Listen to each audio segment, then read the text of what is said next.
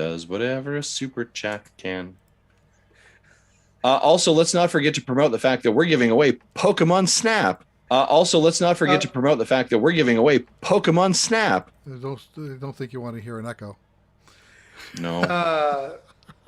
Justin, we're not giving away Pokemon Snap. We're giving away new Pokemon The new Pokemon Snap. We're giving it away. But Marty, how could someone enter if they were inclined or interested? Where would they go to do that? They would go to our social media, Twitter account. Yes, that sounds like a fantastic idea. If you wanted to be entered to win the new Pokemon Snap game, when are we drawing for that game, Marty? Do you know? I don't. When are we drawing for that game, Justin? We're drawing for that game in a week from now. 1 week. The 29th. Yes. Huzzah! Huzzah! Hey, remind me to mention that when we talk about Patreon at the top of the show. I absolutely will. Are we okay now, or Jesse? We are okay now. Really? Okay. Then I guess if we were to do this, I would go 3, 2, 1. Welcome to Nintendo Dads episode 323, record on April 22nd, 2021. On tonight's episode, we chat new Nintendo Lego. Get your bricks ready, will ya? Also, is Nintendo and Microsoft getting something together in the pipeline? Maybe. Is it a rumor? Probably. Is there anything to actually talk about? Who knows, but we'll waste your time anyways. Plus, Reggie has told us that Mother 3 is on its way. Plus, I'm back, and I'm going to give Jesse and Marty an earful about how they ran the shop while I was out. Jesse, cue the music.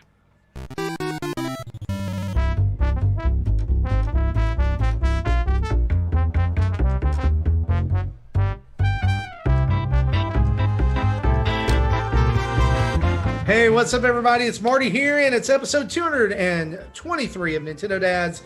It is April 22nd. 323? Did I say 223? Yes. Crap. Got to start all over. Never mind. Anyway, it's April 22nd, 2021. And joining me tonight on the show, fresh from his stint in a cave somewhere in Siberia, Mr. Justin Masson. Welcome what is back going to on? The Thank show, you. Sir. You know, I think as the boss of the organization, it's always good for bosses to take time to go recharge, go on sabbatical. I did like a, kind of walk in the mountains for weeks coming back with our vision. And I wanted to bring to you guys like what I think our new mission statement is for the Nintendo Dad organization going forward. Are you ready? I'm ready. We should cover Nintendo stuff. I know it sounds crazy, but I think that's what we should do. And that's taken me 3 weeks to get here. Wow. Like, man, that is visionary.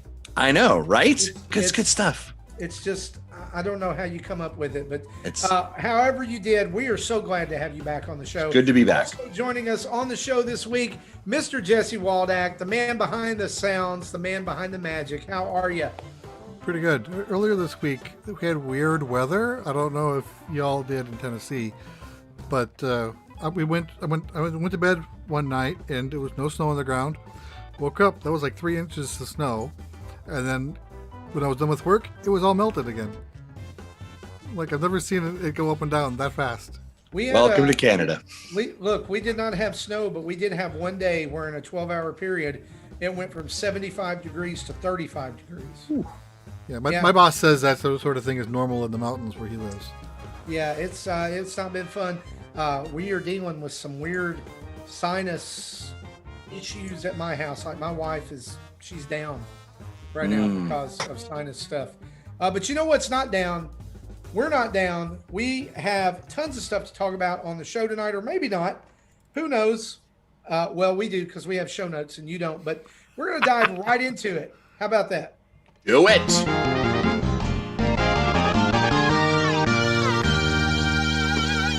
And our news is brought to you each and every week by you over at patreon.com/Nintendo Dads, where for as little as $1 a month, you can join in and be part of an amazing community that's providing you a whole family of podcasts now. Dads After Dark, Dad Crossing, Retro Logic, Dinner Table, just all not that. Sega Moms. And no, we had to put the kibosh on the Sega Moms. Yeah, guys, like, seriously, I'm gone, and you guys wrote Sega Moms. Like, do you, like, They just took over. I also I am surprised with how many emails that we got about it, and petition.org, like change.org, like someone started a GoFundMe page. Like it was a little bit ridiculous. And full disclosure, that GoFundMe money, we're just going to Disney on it. Yeah, that's exactly it. That's 100%. We'll Hundo P. We'll play some Sega games while we're there. Yeah. We've had people say that they want Sadie to join the show. Yep. Yeah. Yeah. We're not doing a casting call. Like seriously. No, I'm sorry. Sega Moms, it's that's one of them that's going to stay on the cutting room floor. But anyway, you can head over there. Monthly Mayhem's going on. We just had 2 brand new winners of Monthly Mayhem and an epic contest. We've got our bi-weekly game nights, which, by the way, I want to go ahead and announce that since Tim's not here. May 1st, patrons, we are going to be playing Among Us again, and you're going to get a chance to be the imposter and kill Jesse. Nice. If I don't kill you first. Well, I know Jesse's deadly. And so you can look for that. We do one Let's Play for our UK folks across the pond in Europe and all those countries. And then we do one later on in the day for folks here on the other side of the world. And you can find information about that in our Patreon exclusive Discord. Or guess what? You can get into the Discord by subbing to us on Twitch. It does the same thing. And Justin, speaking of benefits, yes, we're running a contest right now. Why don't you tell folks about that? Because it's coming up. Thank you, Marty. I appreciate you handing it over to me. I am excited to announce that we are. Sorry, what does my script say? We are the new Pokemon Snap is coming soon, where you snap Pokemon with your camera, and it's good and works, and get the Pikachus and other Pokemon. We're giving away a game. All right, that's what I'm getting at. So, ladies and gentlemen, head over to our Twitter right now. Pinned tweet at the very top. We're giving away a copy of new Pokemon Snap. We're actually going to draw it next week. 1 week from now. There are a bunch of ways to enter, and you're like, oh, but I live in Australia. And I listen. I don't care. We'll ship it to you, right? Or we'll get you a download code, whatever. Worldwide, you get a copy of it. We love giving away stuff. 2 months ago, we gave away 3D World, Bowser's Fury. We're giving away Pokemon Snap. Literally go to our Twitter page, pin tweet. You can enter there. Simple as retweeting it. There's the whole Gleamio stuff. Tons to do there. Facebook, you can enter there. All kinds of stuff. But in a week from now, we're giving away the new Pokemon Snap game to one lucky winner. So go there right away. Yeah. And, I don't know what animal this is or what Pokemon this is. Yeah. Yeah, that's a very true statement. It's true. We may just fund me getting a copy of Pokemon Snap and stream me playing it and seeing how unhappy I am with it and trying to pronounce names. That may be a new tier in our. Because when you take the pictures in Pokemon Snap, it doesn't tell you which one it is. Like you're just going down the thing, and so you could be. Here it is, brand new show on the YouTube channel, Pokemon Safari with Justin.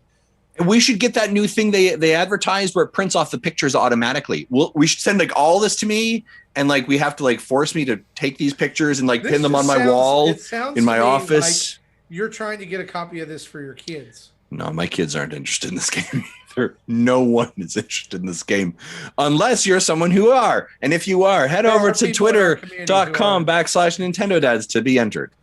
Yeah, so you can find all the details about that over at our Twitter. And if you don't know what our Twitter is, you can head over to nintendodads.org, which is our official website with links to our Patreon and our store and our social media and all that. And you can be a part of the new Pokemon Snap.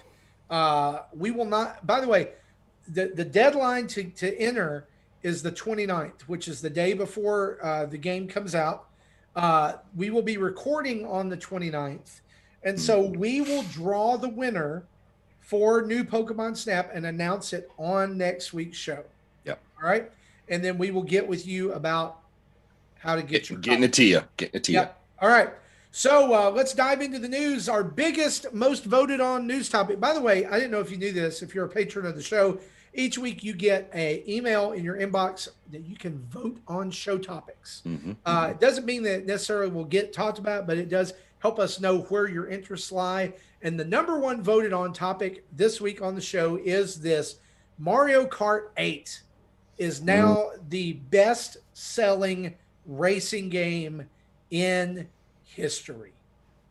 Like, in the world, in the universe, in the history of racing games, Pokemon. Mario Kart 8 is now the highest-selling, best-selling game in history. The previous bestseller, Justin, do you know what it is? For Mario Kart? Or do you mean in just racing games? No, it's Mario Kart. It's Mario Kart. The previous bestseller in history was Mario Kart Wii. Yep. The important thing to know, the kind of the financial details here, is that this does combine sales of Mario Kart 8 and Mario Kart 8 Deluxe. But Mario Kart 8 Deluxe is still the best-selling Switch game of all time. Yep. And it's got a chance of catching up to Mario Kart Wii on its own. Y'all, we're never getting a new Mario Kart game. We're never getting one. We're never. Please, if you're out there listening, stop buying Mario Kart 8. Stop. Everybody, stop buying it. Every single time it comes up on the MPD numbers, it's always in the top 10. Like, and people are like, how is this game still going? Because it is the quintessential perfect. I have just bought a Switch. What game should I buy? What should I buy? Mario Kart 8. And here's the thing: if you ask us, every parent who buys a Switch, Marty, what should I buy? I know you're on that podcast. What games should I get? You get Mario Kart 8. Yeah. Like, and here's the thing: is there not wrong, right? Like, I would absolutely like. I had a friend who got one for Christmas. They're like, what game do I get? I'm like, Mario Kart 8.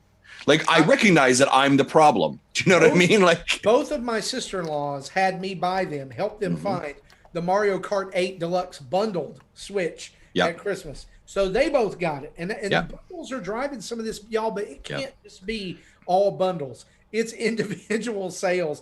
And here's the thing. Prior to this, Mario Kart Double Dash, for me, was the best Mario Kart game of all time. I think this is the quintessential entry in the entire Mario Kart universe. This is the game. It's so well balanced. It has such a plethora of modes and tracks and characters. Everybody has something they can do. Everybody has something that they can, a character they can play, a combination of karts. It's just Mario Kart at its best. And that's what's driving it. You know, this is one of those games that, like, its reputation precedes it.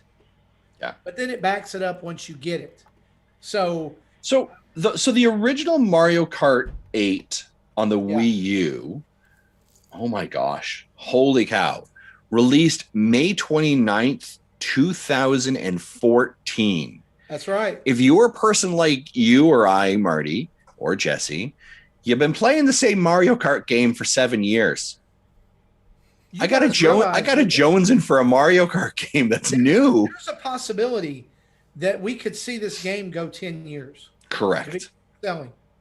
And the crazy part is, financially, that's like, sure.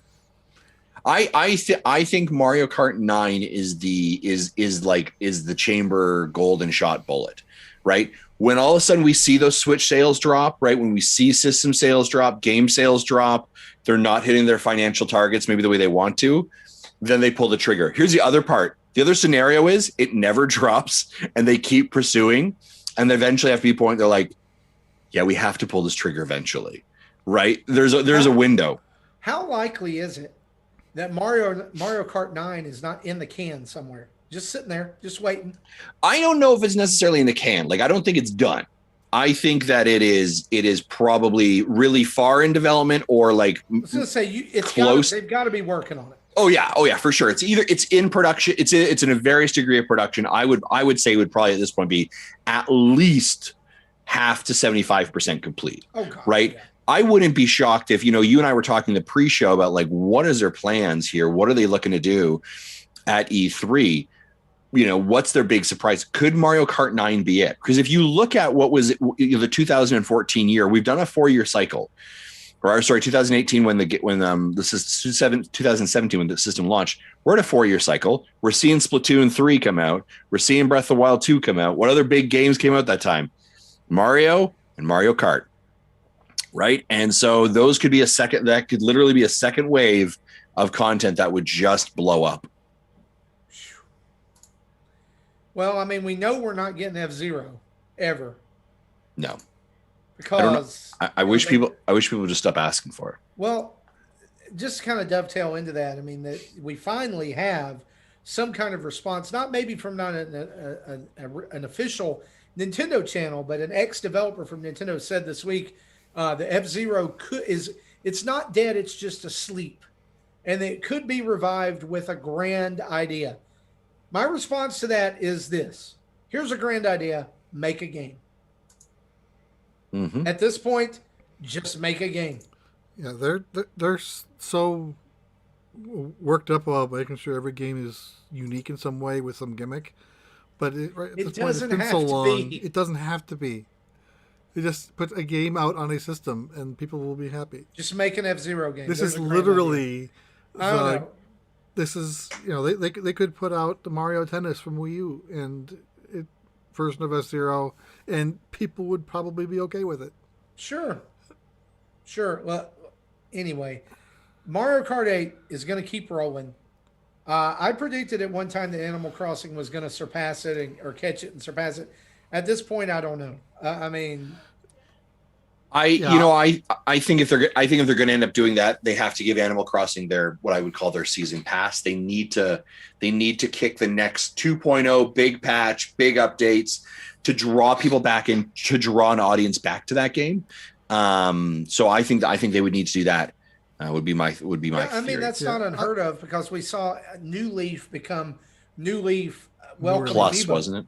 Yeah. With the amiibo support. Yeah, I think I said last year that I could see Animal Crossing passing Mario Kart, but they want to lose it again. But if it didn't happen before the fiscal year, I don't think it's going to happen. Yeah.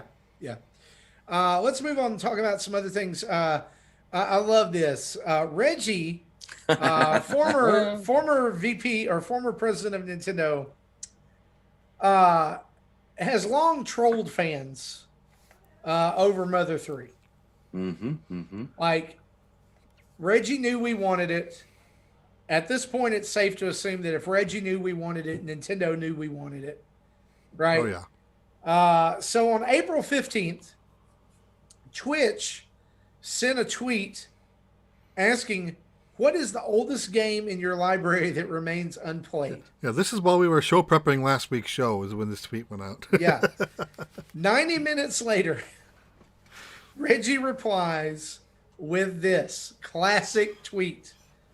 Mother 3 English version. Every time I think it's time to play it, I get trolled and decide to put it off. Maybe I'll fire it up this weekend. What the crap, Reggie? It's brilliant. Do you know what I mean? Like it's absolutely like well done. He knows his meme. He knows his persona. He knows what he's been bugged about every single time. And he's off the chain now from Nintendo. So he can kind of do a little bit of that kind of thing, right? Yeah. What that really would have been really great of. And we saw this actually, the creators of like Rick and Morty did this several years ago. They were I think they were on Twitter, and one fan was like, when are you going to release Rick and Morty? When is the new season? And the guy's like, fine, you want it? When do you want it? When do you want it? And he's like, I want it today. And he's like, fine, I'll release it tonight, like 9:00. And it was like scheduled, but it was so they kind of engaged this. So that would have been really great had they been like, I'm going to play it tonight, this weekend. And so can you. Boom, shadow drop or whatever. It's on the eShop. Like that would have been like a classic, amazing PR beat. The only way that I think this could have been better is if he finished this tweet with, maybe I'll fire it up this weekend on my new Nintendo 3. Oh, yeah. Yeah.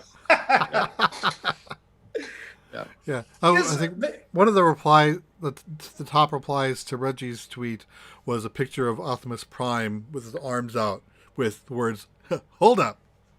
Yeah. Yeah. So we're never getting Mother 3. No. We're not. I just want to make that clear. I also want to make clear that if you go to the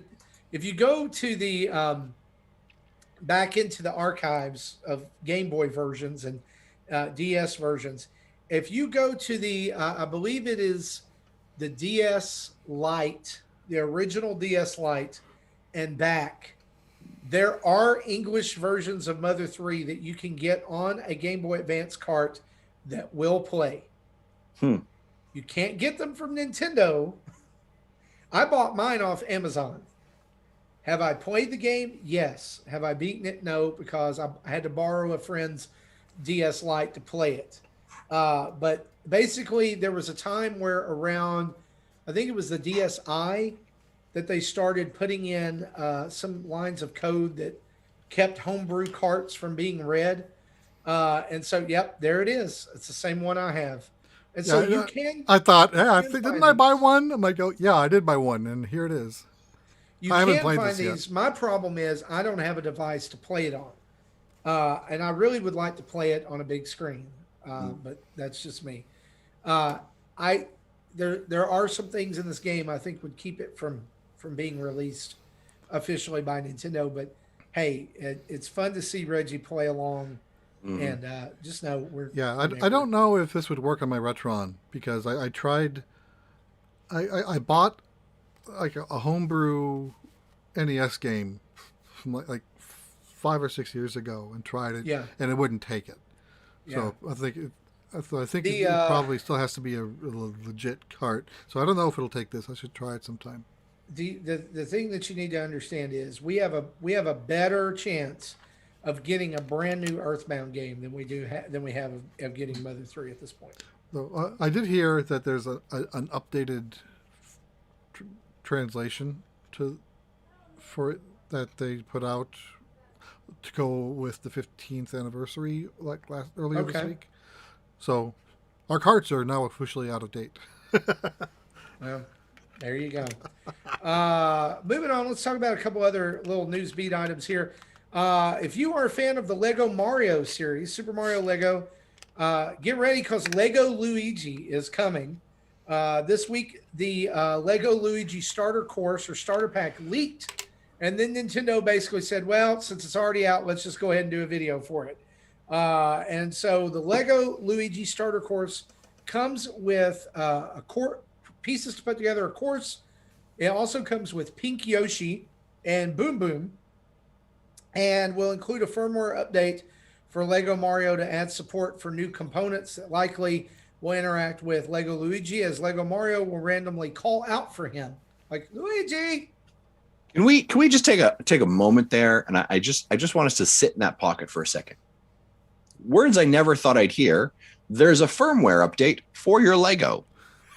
Oh, right. Right? Yeah. Like that feels so weird. Yep. The digital world we're in. You can pre-order Lego Luigi right now, and he will release on August 1st, 2021. I love how the video said pre-orders will be available at a later date, and then they drop pre-orders at like 2:55 in the afternoon. They weren't wrong. That was a later date. Actually, later time. And they're probably already sold out. In fact, let me just go check Lego.com while I vamp here a little bit, and I bet they're already sold out. You can pre-order, let's see. It's right on the front page. So, I mean, there's a big push. The Lego Mario sets have done really well for Lego. You can still pre-order this from Lego.com. $59.99. Gets nice. You 280 pieces. Gets you Lego Luigi, Lego Yoshi, like a Skull Goomba and Boom Boom, and all the pieces to have a grand old adventure. It looks like in the new Super Mario Brothers series, where they have the swamp or like the forest with the poison water, and everything. This is where this is set. And Lego Luigi introduces new terrain, reaction, and pieces to the series that have not been available before. Ninfrendo in the chat says Mario Lego is now more stable. Right. I want to quickly. Do you guys think we'll get some like Zelda Lego this year? I really think that with the success of Mario Lego, I think other Nintendo IP in Lego are a no-brainer, but Zelda is not next. You don't think so? Nope. Animal Crossing is next. Yeah. Because Animal Crossing is like Nintendo's new AAA IP. Yeah. I don't know. Think about this. Like all the things in Animal Crossing that translate so well to Lego. Build the Nook Shop. Build Blathers with the museum. Build your house. Yeah. Any way you want it. It'll let you build a board game where you have to use the Lego pieces to roll die. You shut up. No. We're not going back to Amiibo Festival. Yeah. No. Yeah. No. I was just thinking. I was like, I wonder. I think they still haven't. They haven't done that. Like these Mario Legos are kind of aimed at 5 to 8, right? And then we've had the kind of the Nintendo set, right, where it was the big build. That was kind of the 20-year-olds. Yeah, what we don't have is that middle tier yet. It's the space suit or the space sets and the knight sets and the pirate sets. That kind of mid tier. So bridging the gap between collectors and play. Yeah, it's just a Lego set. Yeah, Zelda would be perfect for that. Yeah, I think it'd be perfect. Hey, speaking of Animal Crossing. Speaking of hot off the presses, breaking news: there will be a Monster Hunter digital event occurring on April 27th. And it is going to have they're going to talk about their update to the first free update for Monster Hunter Rise. Plus, they're also going to be talking about Monster Hunter Stories. And that is on April 27th. So if you're a Monster Hunter fan, tune in next week for Monster Hunter stuff. I was going to say it's going to be first DLC or first patch or whatever. Yeah, really good. A couple other things that we want to mention here coming up about game releases. And Jesse, feel free to jump in here because we'll get to this one here in a minute, but a lot of information about Shin Megami Tensei 3 Nocturne HD Remastered Digital Deluxe Edition, and man, that's a mouthful. But Ultimate Custom Night is coming to the Switch April 30th for $7.99. Also revealed this week, The Great Ace Attorney Chronicles is coming to Switch. That surprised me. I didn't think we'd ever see that. Yeah, with the greatest character in video gaming history, Herlock Sholmes. Right. It's a real character in the game because they can't say Sherlock Holmes or they'll get sued. 2 games previously released on 3DS in Japan. That's what this is. The Great Ace Attorney Adventures and The Great Ace Attorney 2 Resolve.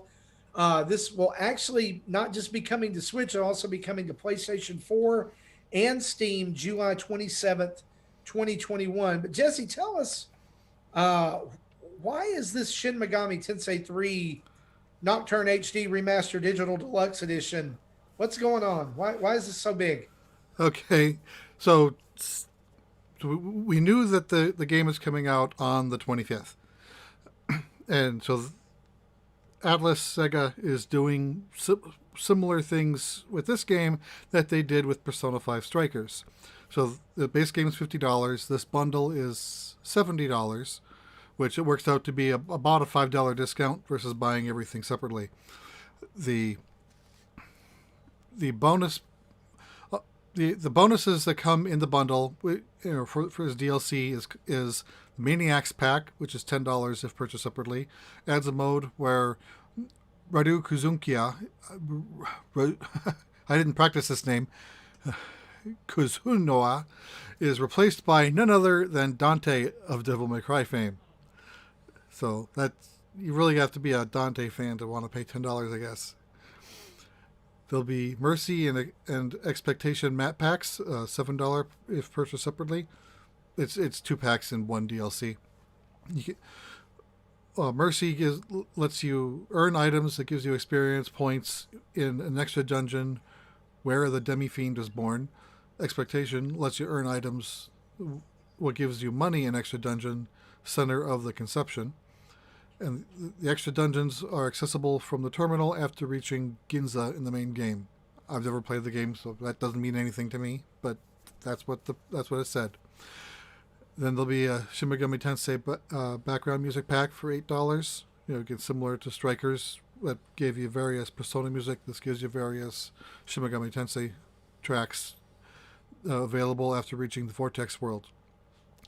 The bundle comes with Merciful Difficulty mode, which is an easier mode suggested for beginners or those who just want to enjoy the story. That is free DLC, so if you don't only get the base game, you can still download it for free. It's just not part of the base game. And finally, everyone's favorite feature, 4 days of early access. It's slimy. I'm sorry. It just is. It's gross. And it will always be gross. I don't care if you if Mario had 4-day early access. It's lame. So this version of the game will be available on May 21st. Well, I know what I won't be playing on May 21st or 25th or any day after it. I don't know if this game I want to play this game, but I've had a history with somebody who tends to say proper games, and they worked well. You to want me. I need you to need me. Oh, what ears hurt now? I just got a pop-up on my side that actually says playing music. On my Zoom side, says set up a professional audio in audio settings. It recognizes your musical talent, Justin. There you go. Very Talents good. in quotes. Oh, Right. I mean, what else could you do when faced with that type of sound? That's exclusive. Do you know what I'm saying? That's why people show up to the show. That's why people tune in for just a second. I'm so shocked that it actually thought I was singing. Well, guys, that is our news. How about we dive into a rumor for just a minute? Let's dive into 2 rumors.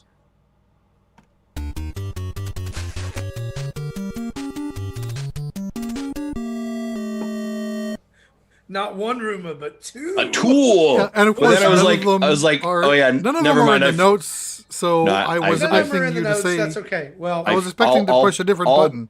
I'll pull them up. I'll pull my second rumor up. Here, well, while you're pulling them up, let's get into the first one. Okay. It was discovered this week that if you go to Nintendo's website and you try to go to the Labo page, like for like the VR headset or whatever, it just simply redirects you to just like where you can buy the VR headset. That's it. There's no main page for Labo anymore. And so people began to ask, could this be the end of Labo? And I hope it is, because that was my prediction for, on 2021. It was my 2020 prediction as well, and they had to ruin that.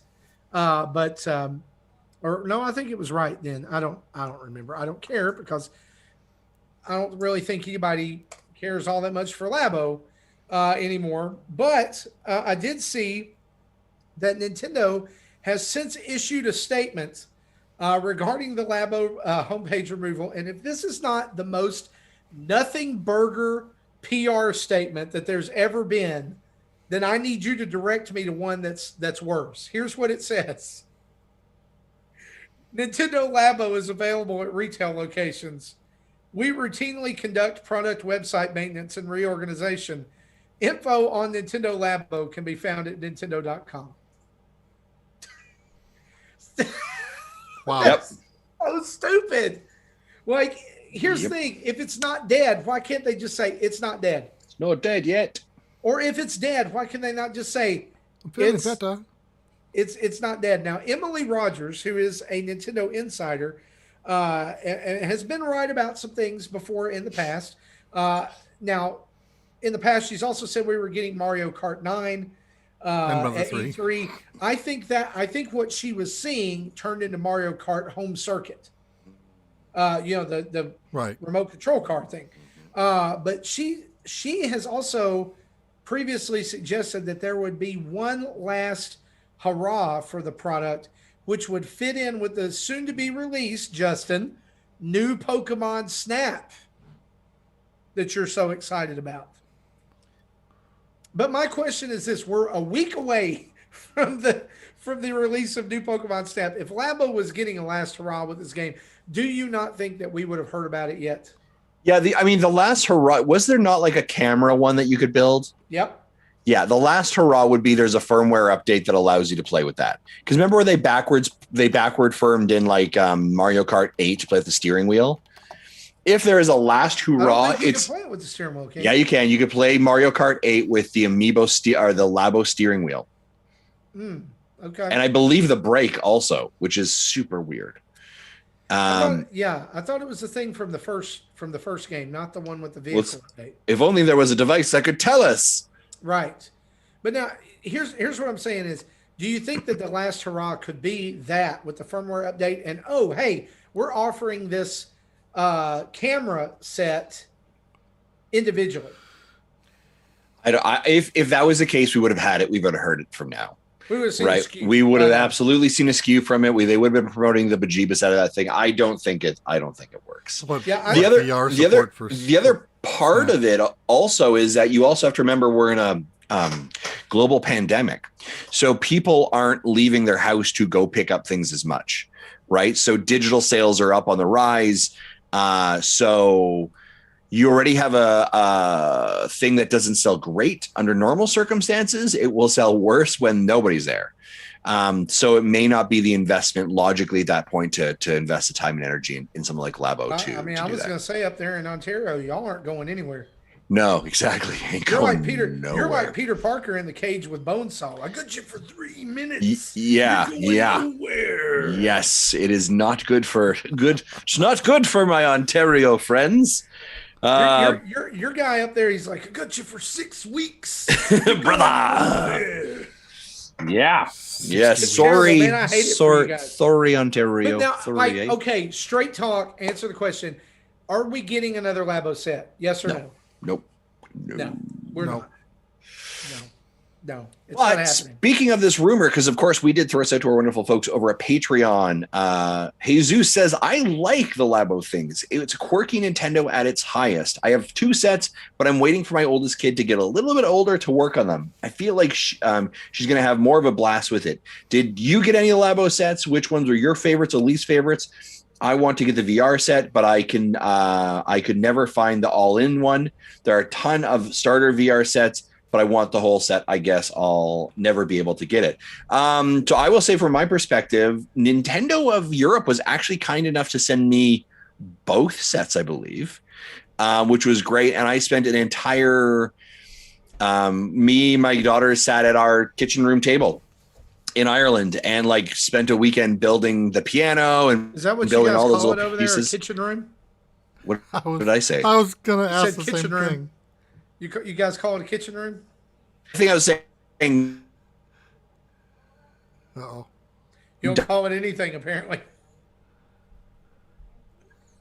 I think it was so yeah, that was great. In the end, we didn't even build the second set that we were sent, and we actually gave it to friends to build with their kids. So that's cool. To answer his question, I got sets 1, 2, and 4.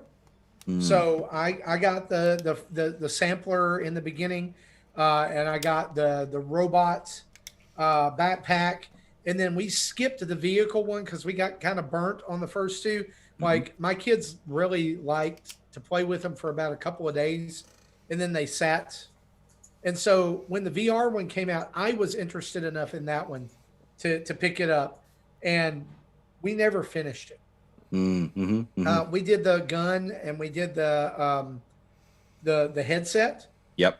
And it's funny that he said that Jesus says that he never saw the starter kits.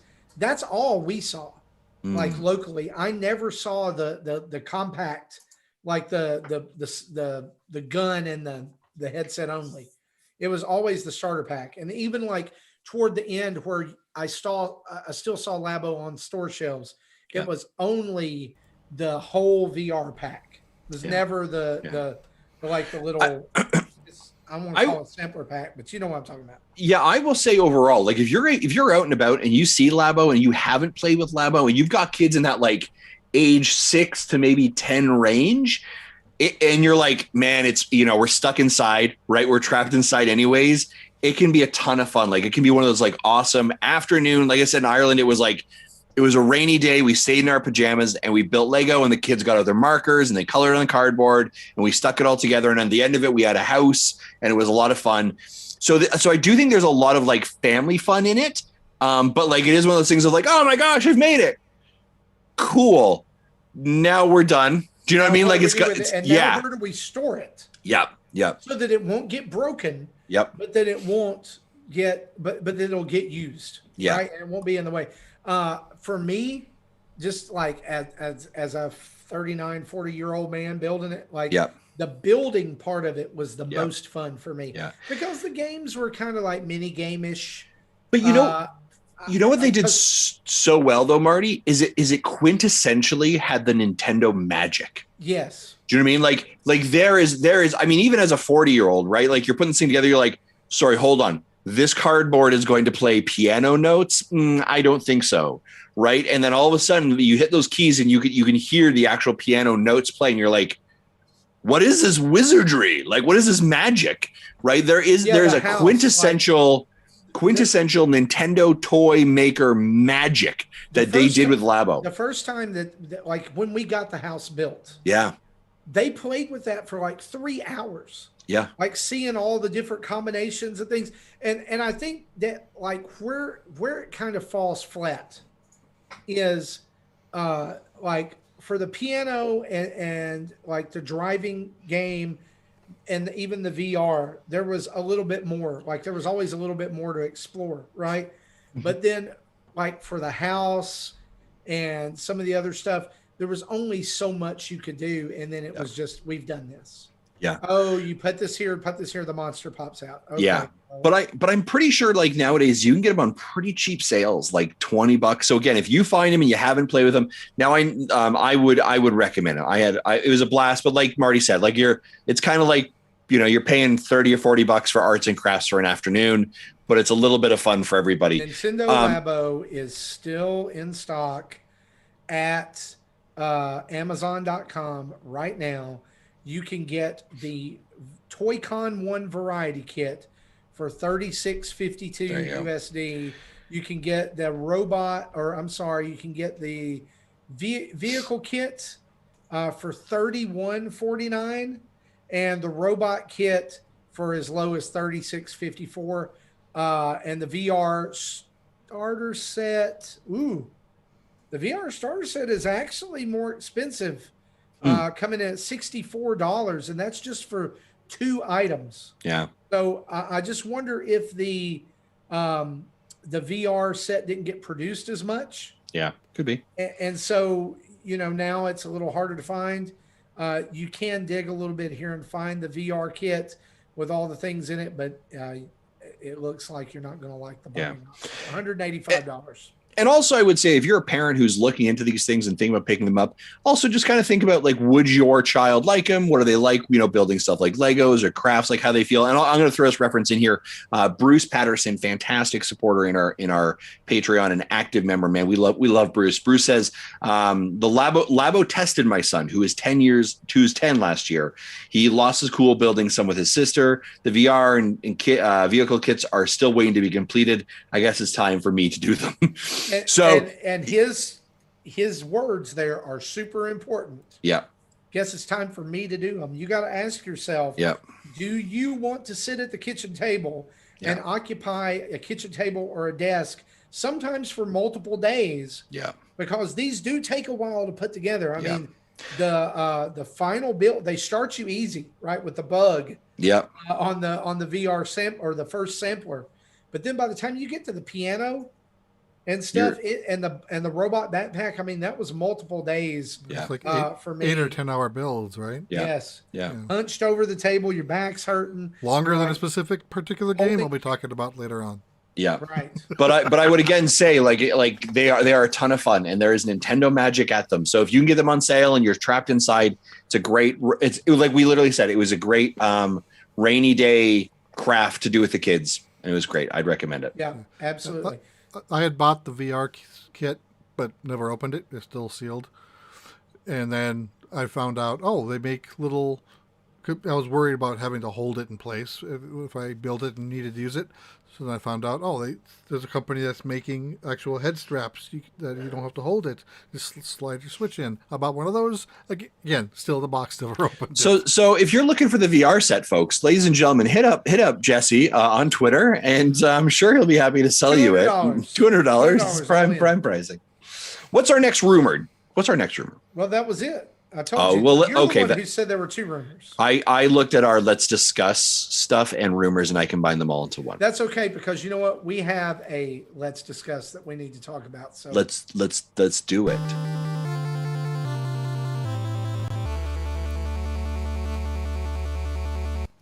Mecha Dragon in the chat says that robot took me an entire day. Yeah, it's ridiculous. Yeah. Ladies and gentlemen, as we started the show tonight, Justin Massa, newly returned to the show, by the way, fresh and fit as a fiddle, took his time off, brought to us a legitimate statement, a legitimate quandary that he has. And I said to him then, I said, this is a great topic for the show. It's not news, it's not a rumor, but it's just something that he needs to talk out and get off his chest, that I actually think there's probably a lot of people who feel this way. Because I'm one of them. And of course, if I feel that way, then everyone feels that way. That's the way it works. That's how it works. Justin, why don't you get us up to speed here? Yeah, it was interesting, right? And I was, I like hype. I get excited for things, right? I like energy, and I get excited for new games coming out. And man, I have felt zero excitement and hype for anything that Nintendo is doing right now, up until the closest thing where I'm like, man, I am excited for that. I got some energy around that. I got some just digging in to learn more about it, is Mario Golf. Now, here's the other part of it. There are lots of things in the future that I'm excited for that I know are coming to the Switch. But right now I'm kind of in a season of not being super interested by anything that Nintendo offers. Now, this isn't a bad thing. Let me be very clear on that, but it's just very interesting because I think we all have cycles. So I would say, for example, January and February wasn't anything I was really super interested in. March hit, and there was like 6 games that month that I was interested in, picked up, and then April hit, and then like nothing.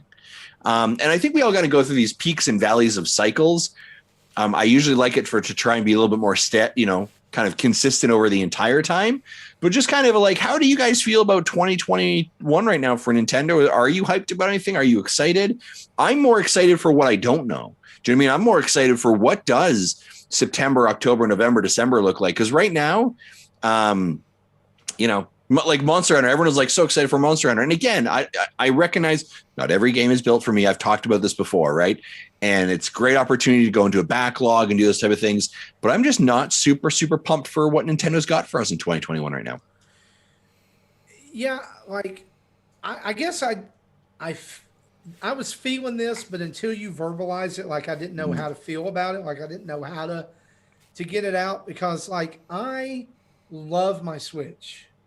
And I love what Nintendo has done, but I am very, like, a word that people don't use very often comes to mind. I am very nonplussed about what Nintendo has going on right now. Mainly because most of the major releases that have come out or are coming out are games that I'm sure are fine games. They're just not for me. Yeah. I really don't care about Monster Hunter. I know there's a lot of people hyped about Shin Megami Tensei. I don't care about that. I'm not a huge, we were talking about Mario Golf. I'm only really excited about Mario Golf because of the community that I know is going to surround that. Like new Pokemon Snap, not my thing. So, like, I was looking back like this time last year, and there was at least 1 or 2 games, at least in spring and over summer or at the end of summer, 2019, 2020, that I was going like, yeah, I'm excited about these. But then I got to thinking about it, and the biggest game that I'm excited about until Skyward Sword releases in July is Miitopia. And I've already played that. I played most of it on my 3DS. Am I going to double dip and play it again? Yes, because all you haters out there need to understand it's a fantastic game. It is really good, and it's hilarious, and you don't need to sleep on it. But I find that, like, I'm looking right now on Nintendo's website, just at the new releases coming up. I'm more excited about uh, indie games Mm-hmm. Oh coming yeah, out than my AAA titles. yeah. Like, and here's the thing is, I think I've shown you guys this before. I have a list, like, and I am that kind of person. I'm like, what games are coming out, and I create a list, and I will show you. Like my list of upcoming games, you can't see it. It is like, where's my fat No, head? you There it can't see is. it. There we Okay, go. yeah. And I mean, there is a ton of games there, right? So I've got like Axiom Verge, I've got Quantum League, I've got Spelunky, Shovel Knight, Outer Worlds, Fall Guys, Braid, Oxenfree. Like there's like the list is 20 games there, but but nothing really from Nintendo. Do you know what I mean? Like I'm just not. And again, not everything has to be for us. I totally get that. I totally understand Absolutely. that. Like all that is true. But I'm just like, I'm just not super jiving with anything right now that Nintendo's put out. But I'm happy that others are. And again, March for me was like 6 games, so I can't really complain. And it gives you an opportunity to work through your backlog. So I don't know, just kind of a weird, like, we all go through peaks and valleys, right? Sure, sure. And I just wonder, like, out of our listener base, if you're out there and you're feeling this way, like, it's okay, but we would love to hear from you on that. Like, we would love to hear, yeah, hey, like, I'm kind of like, the word that keeps coming to my mind is like I kind of feel stranded, like, or Mm, adrift. Like usually by now we know of like a big spring game, yeah. which I guess here is It's new. Pokemon. It's Yep. Pokemon. Yep. But since I'm not a huge Pokemon fan or even Pokemon Snap fan, it's not on my radar at all. Yeah. But then, like by E3, we know of like that September October slot game, like Luigi's Mansion 3 or Link's Awakening. That's a really big deal, Yeah. and I don't see that yet either. So I'm kind of having a problem there. But the other thing is, uh, and I mentioned this to Justin pre-show too, is this is not just exclusive to Nintendo systems. I'm feeling this for other systems as well. Picked up a PS5 around Christmas. And I told him the only game, the like right now, the only game that I'm super hyped for at all, period, is Ratchet and Clank Rift Apart. Do you think it's fatigue? Like, and I wonder, and here's my I guess maybe here's a little bit of question I have around it, right? So I look at in a lot of ways like video games is escapism. Yeah. Right. And so the pandemic has occurred. We've been in now for an entire year. And that is for a lot of us kind of our escapism. And so are we fatiguing on that? Right. Is it the thing that we really, really want actually is just like, I don't want to play video games. I want to go have a barbecue with a friend. Do you know what I mean? Like I want to see people face to face. Like I wonder if there is some kind of psychological kind of component of it as well. And also like we're spending so much of our time already in front of screens and stuff. And so like maybe there's, I don't know, there could be a bunch of it there. I think I was talking to somebody about this over the past week. It was just, it came from the simple question of, hey, how are you? Mm-hmm. And I said, if you really want me to be honest, Mm. The weariness that has come from this past year is finally starting to settle on me a little bit. Mm-hmm. Like I'm just tired. Yeah. And this was kind of like, I guess where it came to a head for me was earlier this week. Like I had some time where I didn't have anything to do. And I sat down and was like, man, I'm going to play a video game. Right. Because I hadn't had a whole lot of time lately. I was like, man, finally I get to sit down. And I sat down and I booted up my Switch and there was nothing I wanted to play.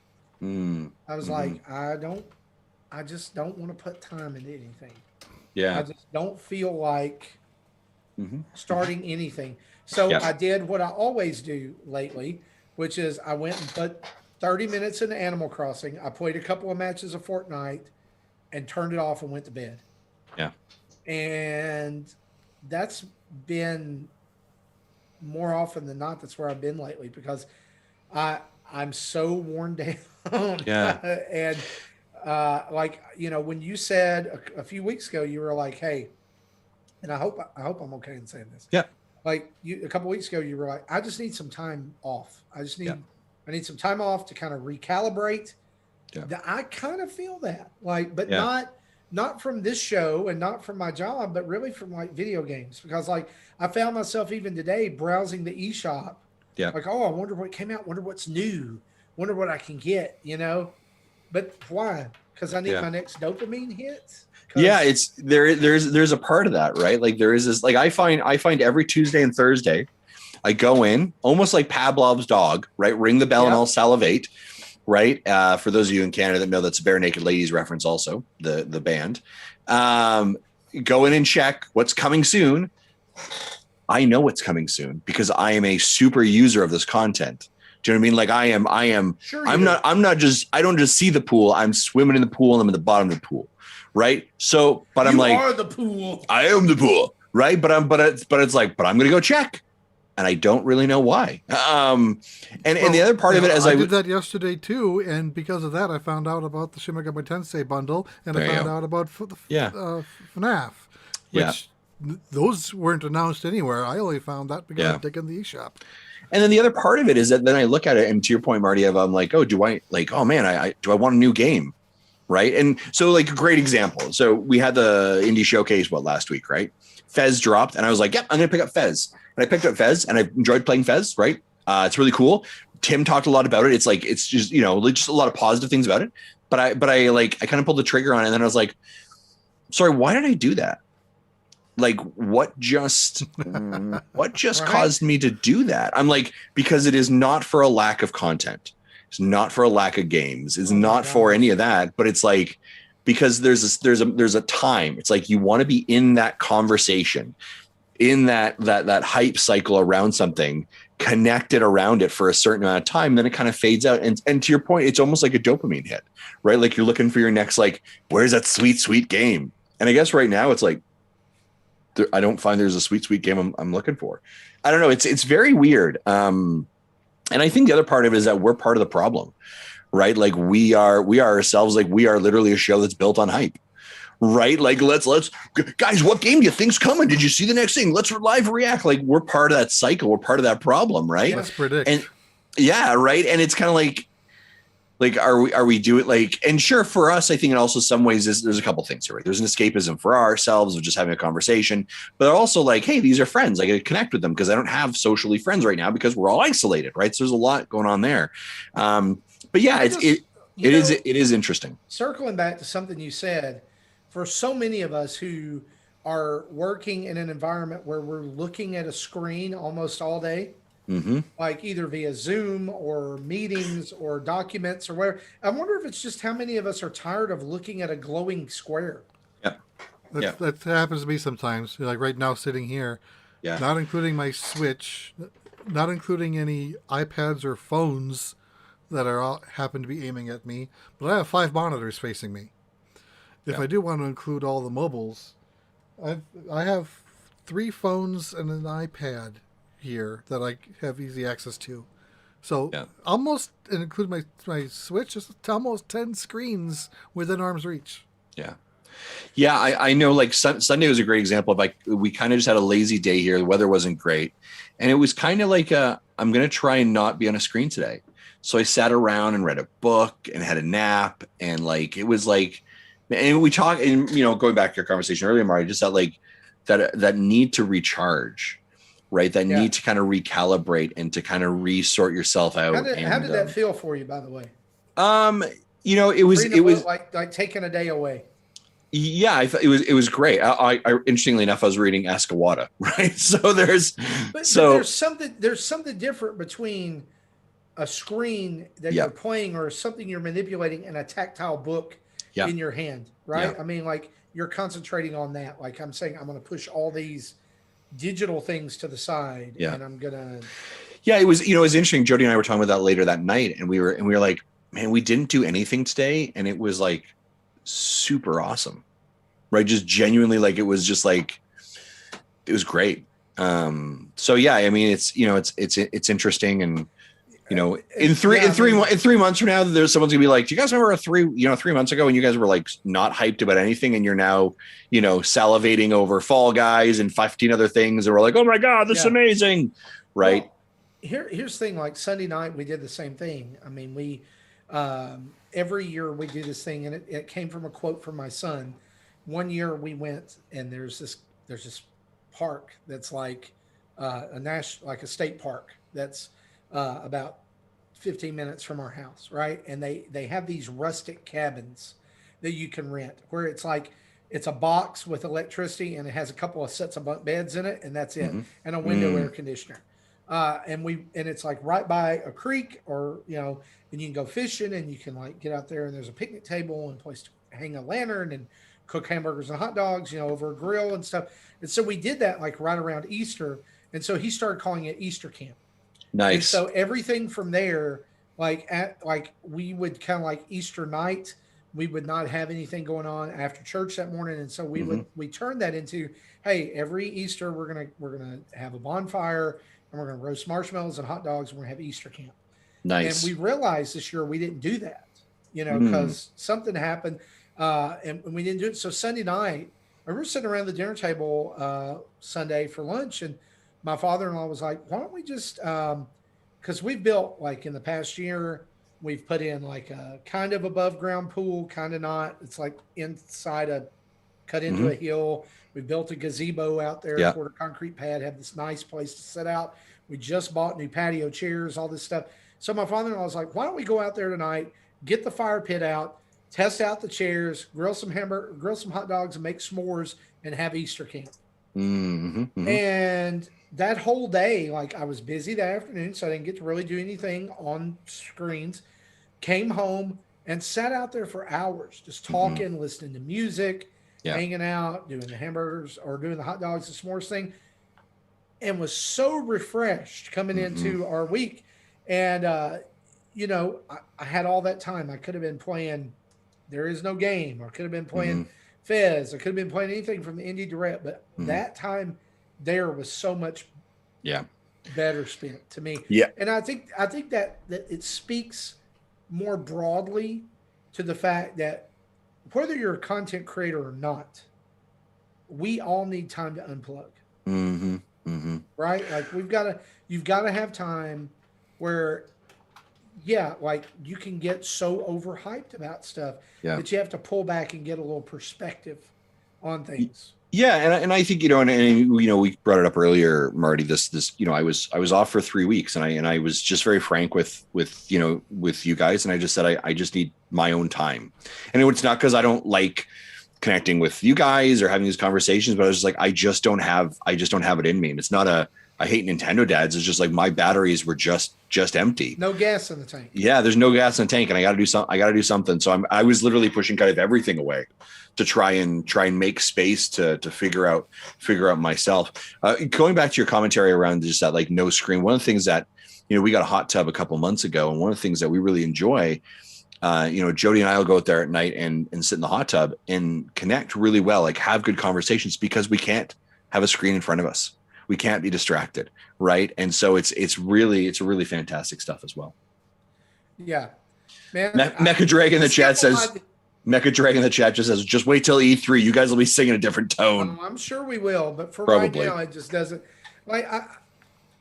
In a world where so many things, I think to bring it full circle, in a world where a lot of things that we enjoy have been taken away, it just feels like maybe there should be a little bit more here. Maybe that's selfish. Maybe it's not.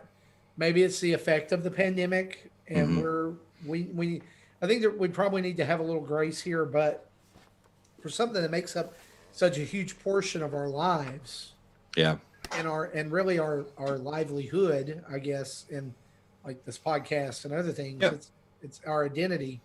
It's hard, but I want to use that word identity to kind of talk about one other thing here.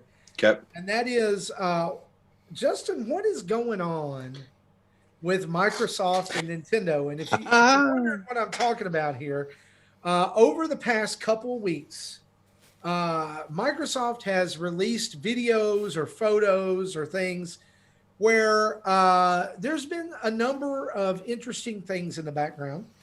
But one of the things that has popped up most in both a video with Phil Spencer and a video with Microsoft's Sarah Bond is the Nintendo Switch being prominently featured in the background, in and amongst other memorabilia, some of which, like in Phil Spencer's video, was a figure of Ludens, who is the mascot of Kojima Games, which kind of fueled the speculation about Kojima jumping ship to Xbox, and we still don't know if that's happening. But there's been a lot of talk and a lot of smoke around Microsoft and Nintendo kind of being buddy-buddy. And we've seen that with Cuphead and Ori and other things. But what is going on here? Why are we seeing Nintendo Switch show up in the background, but it's never PlayStation? Yeah, I think that's interesting, right? And yeah, and there's rumors right now, obviously, Microsoft and Kojima doing some stuff together, right? There's that kind of commentary.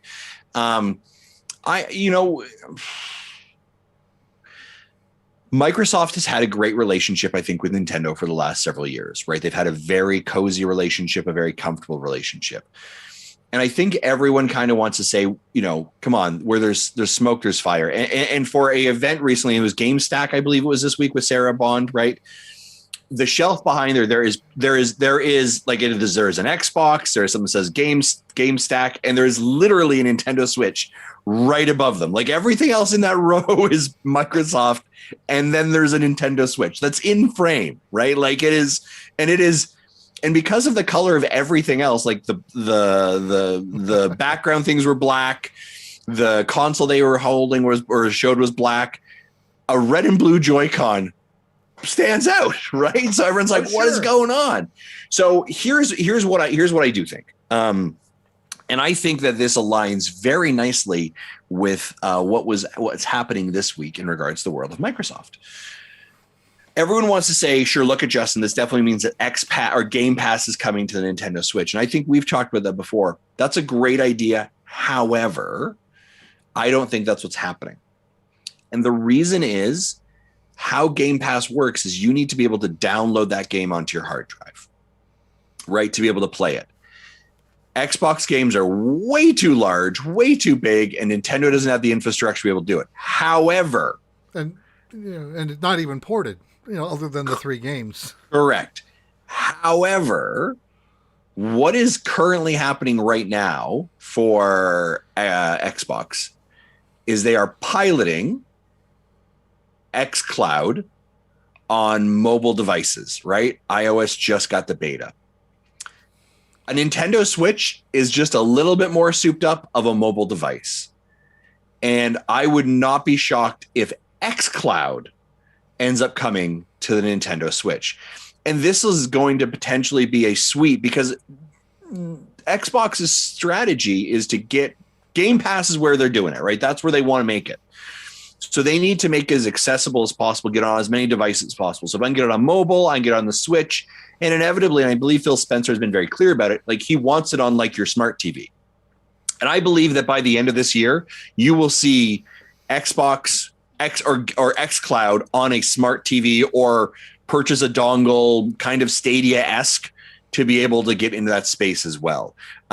So I believe that could be it. And so people are always asking, like, what's the benefit? Like, where does this help anyone? For Xbox, it helps because what market does Xbox not do really well in? The East, right? Or I apologize. Yeah, the Eastern market, right? In China and Japan, they do not have a foothold there. And there is a population base that are not buying Xbox I was going to content. say portable because they haven't tried. But. Correct, right? But yeah, so why not put it on a portable device in an area that has significantly improved, amazing Wi-Fi connection, cellular networks, right? And put it on that device, and now you're exposing it to a huge, massive audience. It's kind of the Trojan horse for Xbox to come into a market like that. And then obviously from a From a Nintendo side, well, what do they get of it? Well, I can guarantee you they be getting money, right? They're going to get a cut of it, right? They're going to get a portion of those proceeds. So it kind of benefits, and it also, depending on kind of the strategy, it can also begin to kind of solidify, depending on what games will be available on xCloud, kind of like I'm going to use the word like the gamer, right? The like, I want like Gears of War, kind of that like Western developer, that market that Nintendo doesn't really have a very strong, matured footing in, could definitely leverage some of the content from Microsoft. So it's kind of beneficial to actually both parties, although I would maybe argue that Xbox may be getting the most or the better of the deal out of it. But I believe that potentially what we could see is xCloud, not Game Pass. That's my rant.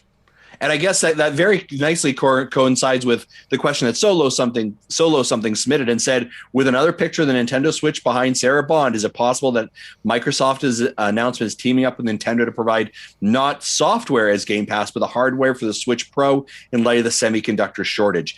I don't necessarily, it's a great theory, Solo something. It could be that. Could be, but I don't necessarily know that. That's a great idea, though. And here's the thing. At this point, there's not much difference between Game Pass and xCloud. Mm-hmm. Right? I mean, like, you're still getting a ton of games. Mm-hmm. In terms of contents, it's just how you consume the contents is a little different. Right. And so, like, I'm excited. I'm hoping I'm getting a beta invite to the xCloud thing here soon. I am a Game Pass Ultimate member and have been since February. So, like, I would love to see this because I could do that here at the office. I could play Xbox games, and there are games on the Xbox I want to play. I don't see very many negatives in this whole thing for either company, but I mean, I guess there is some. But y'all, there's got to be something there. And it may not be xCloud. It may just be that they're celebrating Cuphead and Ori, and on the that is the other part of it. I mean, they're highlighting things that were significant. They have done significant work with Nintendo, right? And they continue to have that partnership. And so I like, it could also just be nothing, but I do, I think someone in our chat here said, there's really no coincidences. Malik JC says, I don't think these Nintendo Microsoft coincidences are an accident. No, I don't necessarily. There's something brewing there. I don't either, and I would even be okay with it being Master Chief and Smash. Yeah, here's the other. Yeah, here's the other interesting thing. They will both be at E3. Oh yeah. Right. Their announcement was Nintendo and Microsoft are at E3.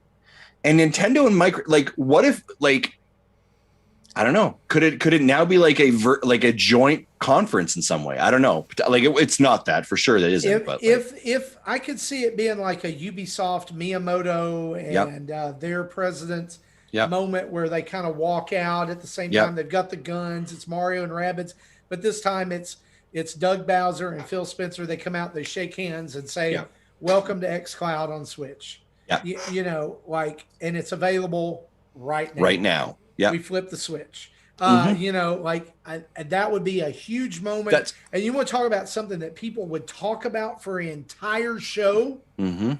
There's that. And look, I'm a Sony fan. Like, I have been in the PlayStation ecosystem since the one. Yeah. But here's the thing: you can't argue with the fact that Sony has been making some PlayStation 3 era boneheaded mistakes lately. Yeah. Like, it's like complete tone deaf from the way that they were with the 4. And it's like, it kind of seems like they go in those waves. Like, the even numbered systems, they loosen up and they're okay. And then the odd numbered systems come out and they're like, no, we're Sony and we suck. Would I like to see Microsoft and Nintendo do something together? Absolutely. I think it's just better for everybody.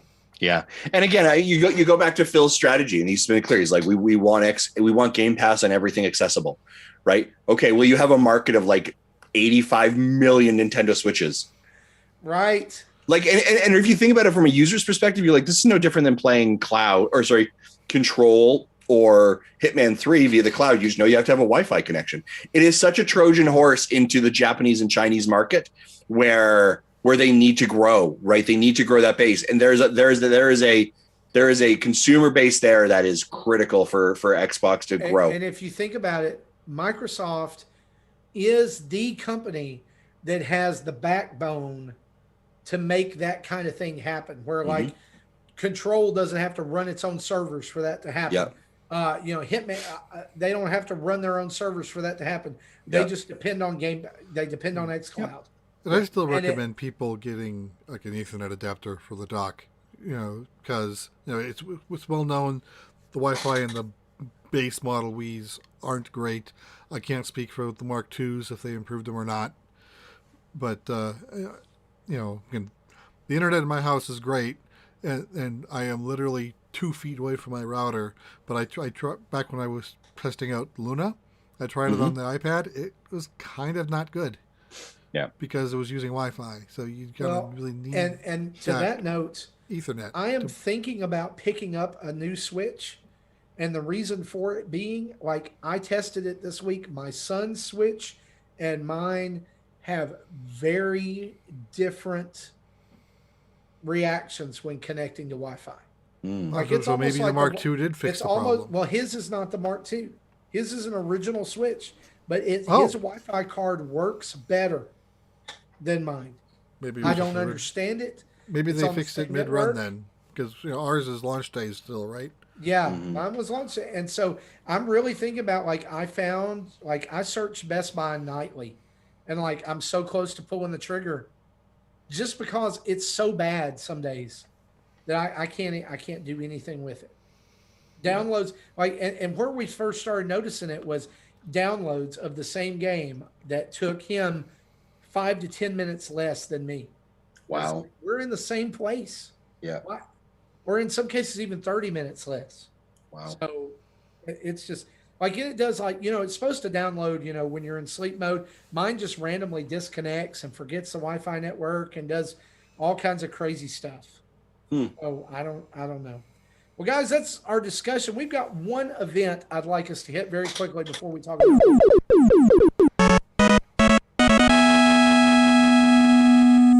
So a brand new update to Tetris 99 came out this week. It's now been updated to 2.20.0 or something like that. The biggest thing to come out of this update is that Tetris 99 now allows you to trade event themes in for tickets, and you get 30 tickets at a time. So you can trade in that old busted Xenoblade Chronicles event theme and get 30 tickets and go get you a brand new theme. But here's the thing. Event themes are also now available in the shop, but only so many of them. Only like the first 10. And so I don't know if more are coming with another update. So you got to be careful if you want to get rid of them. Why you would want to do this, I don't know. Yeah, that's why I'm confused. Now for 30 each. I'm really surprised that they're still bringing features to this game. How many years later, right? I think there's only one theme I didn't get, but I got most of them. I've got them all. I'm not getting rid of them. I'm sorry. You can have my Game Boy theme for that when you pry it from my cold dead fingers. That's my favorite theme of the whole thing. That and the Bowser's Fury one that just came out. God, that music is so good. So good. But anyway, if you want some tickets and you want to make a terrible decision to get them, you now have the ability to do that in Tetris 99. Let's talk about what we've been playing.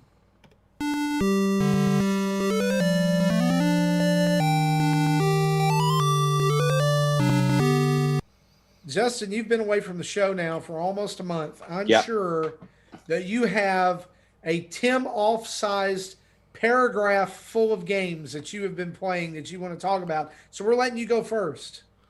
Yeah, it's not that big. Show notes are 4 words. Yeah, show notes are 4 words. I'm seeing that now.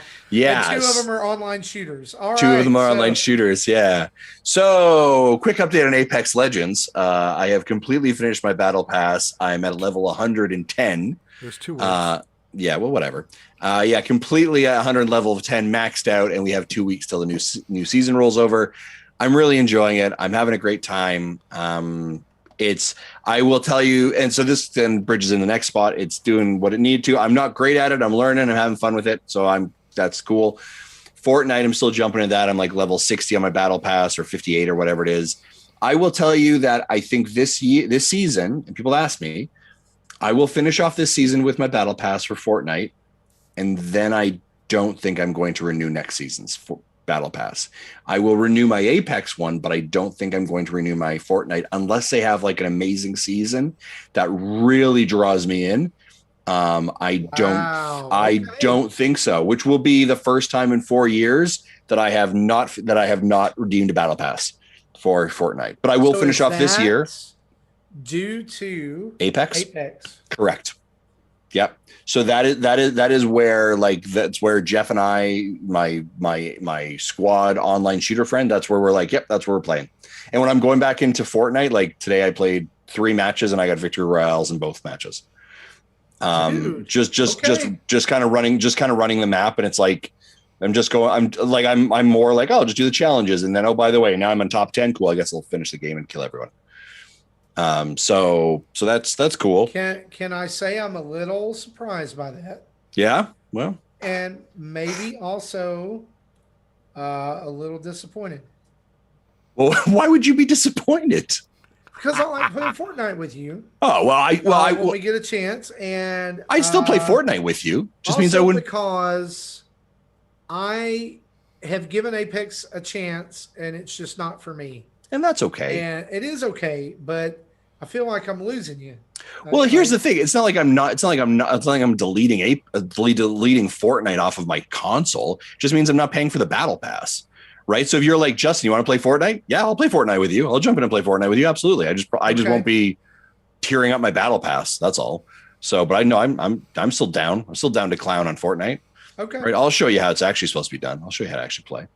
And then, as I mentioned before, I played Fez for like an hour, and that's super cool. That is a really cool game. I had never, ever played Fez before. And that game also breaks my brain a little bit with all the shifting. And trying to solve those pieces. But man, it's like I feel super chill with it. It's a nice puzzler. Man, yeah, I'm just loving Fez. Fez is super cool. It's pretty chill, isn't it? Yeah, it doesn't the music is great. The controls are easy. I love the way characters in this game move. Just their animations. It's full of whimsy. Yeah. Yeah, it's just a feel good kind of game, right? Like I'm not stressing.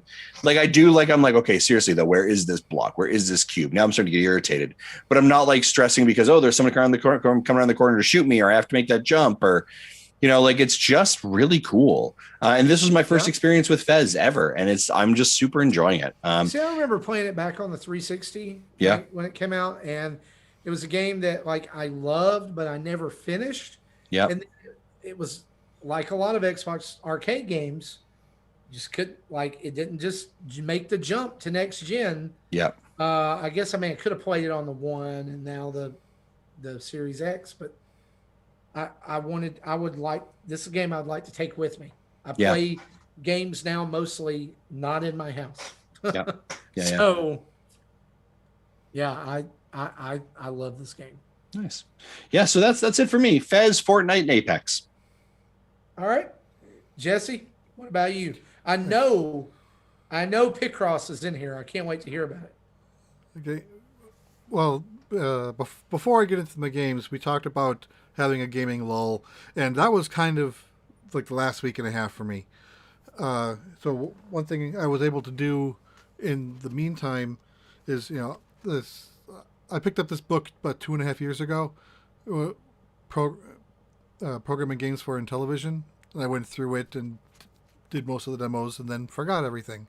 So I picked it up and went through the demos in this book again because its sequel came out, Advanced Games Programming for Intellivision, which I just started going through this. I'll go through this probably more throughout the month, and I've been testing out the games on the actual hardware with my flash cart, and that's been kind of fun. But the last week we had community game night and did Jackbox games. So it was like, I think, a mix between 3, 5, and 6, kind of in the games rotation. That was fun for both the afternoon and the evening sessions. There was the one game we wanted, the non-Jackbox game we talked about trying, and we never got around to trying it. Yeah. So we'll have to do that next time. And for those of you who are wondering what that was, it's What the Dub. Where you dub over foreign films with your own.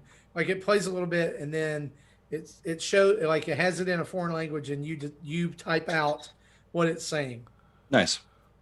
And then we also tried loading up Use Your Words, but it required an update. So we said, okay, we're not going to wait for the update. Okay.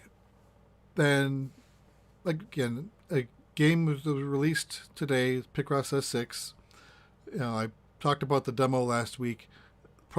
Puzzles solved in the demo does not carry over. But other than that, it's just more puzzles. So if you've played S4 and S5, it's the same format. And it unlocks bonus puzzles if you have S1, 2, and 3 save data. So I've gotten maybe 30 to 40 puzzles done so far out of the 450 that are in the game. So that normally takes me like 2 weeks to go through. But with Pokemon Snap coming out next week, that'll probably slow me down with Picross. And then the last game I wanted to talk about also came out today, but I had a preview copy, but wasn't able to talk about it until today. So I pre-recorded my Let's Play and put it up on YouTube this afternoon. Turnip Boy Commits Tax Evasion. So kind of a Zelda-light game that's I had fun with it. My Let's Play is about an hour and a half, and it's probably half the game, maybe a little bit less than that. So the whole game can be finished in under 5 hours. I did finish it since recording the Let's Play, and the one thing that it took me a while to get used to is the A and B buttons are reversed. B is accept and A is cancel, as opposed to every other Nintendo game. So I didn't like that, but eventually got used to it. No remappable buttons. Not in the software. I didn't want to go change the hardware settings. I got you. Yeah, you could do that because that would mess up every other game. Right. You'd be messing up Picross then. That would be bad. So the game kind of has like two sets of collectibles, which one is like anything that's like tax related, government related, but when you find them, you destroy them. You rip them. And you don't have the opportunity to not rip them and save it. You have to rip it if you want to continue with the game. And then there's a series of hats you can collect and then pick which one you want to wear, and your sprite will wear the hat as you go around. And as I was finding like quests, like this character wants me to give him a carrot or something, I'd write in the notes. So I finished the game. There was 2 line items that I didn't resolve. And one was getting access into a cave, which you just won't be able to get into it until you rolled credits. So don't worry about that. And when you get in there, it kind of opens up a hint system that'll help you find the missing hats. And once you have all the hats, then you'll get a bonus heart container. And then the other one that I thought was a quest was not a quest. It was just like a throwaway line that had no meaning and no resolution. So nice. I was able to 100% the game minus 1 hat and 2 heart containers on my one run through. Wow. So is it a game that you recommend? Yeah, I'd recommend it. Might want to say wait until it's on a sale because it is so short. I think it's like $12. I don't remember what the price is. It's $12 on discount right now. Normally $15. Right. So again, like if it was more like a 10-hour game, then maybe. But this is we played in under 5.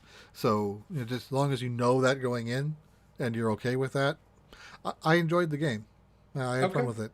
And and we kind of talked pre-show a little bit, but comparing it to Zelda, in a normal Zelda game, like the first dungeon is relatively simple and then ramps up in more complexity as the game goes on.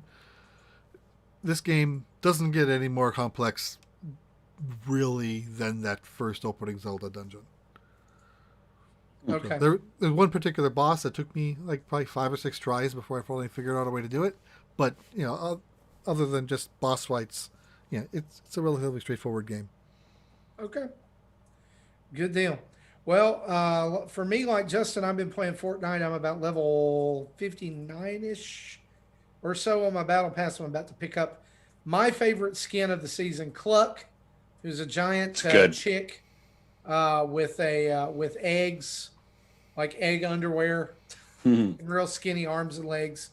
I've been having a lot of fun with this. I have thought this season has been fantastic. Like I remember starting it back in March and going, I don't know about this crafting and all that, but they've made some interesting tweaks to the game that I really like. Another game that I've been playing that I picked up after the last Indie Direct is There Is No Game that Jesse and others have talked about. This is absolutely fantastic, but I do think that this is one of those games where when you play it once, you've seen it all. And so I would probably wait for it to drop in price a little bit because it is like a giant puzzle box or escape room. And once you get to the end of it, you're going to be done. And how much is it? It's only Switch? about. How much does it cost on Switch? I want to say $12, 12 or 13. Okay, I just checked on Steam where I bought it and played it, and it was this 13. Maybe it was 13. I think it was $12.99. I think that's about right. It's 13 on Steam as well. But I will say this: for the price of admission, it has a great sense of humor, and Nice. There's some really good stuff going on. I'm about just a little under halfway through it right now. So there's 6 chapters. I just started the 3rd. And then I want to throw a shout out here to this game that I am extremely late to, but started because of the Indie Direct. This week I've been putting some time into OXENFREE. I picked that up because of the Indie Direct also, and it was on super sale, and I was like, all right. It was. I actually am playing this on iPad because you could play the first chapter of the game for free. And so I wanted to see if I liked it, if it was something that I would stick with. And after the first chapter, like it came up, it was like, do you want to end here or buy? I was like, yeah, buy it. It was $5. So I have the game and I'm going to be finishing it. I think it's absolutely fantastic. I know John Blanco from Dad's After Dark is a huge advocate for OXENFREE. Nice. Love this game. And I don't know why I haven't played it yet. I remember like when it came out and I went, that looks interesting. It looks really good. But then other stuff came out and I guess I didn't like the price or whatever. But man, it's sucked me in hard and I love it. I know I'm late to the party, but hey, OXENFREE, playing it now. That's what I've been playing. That's cool. Let's move on to your questions from the community. All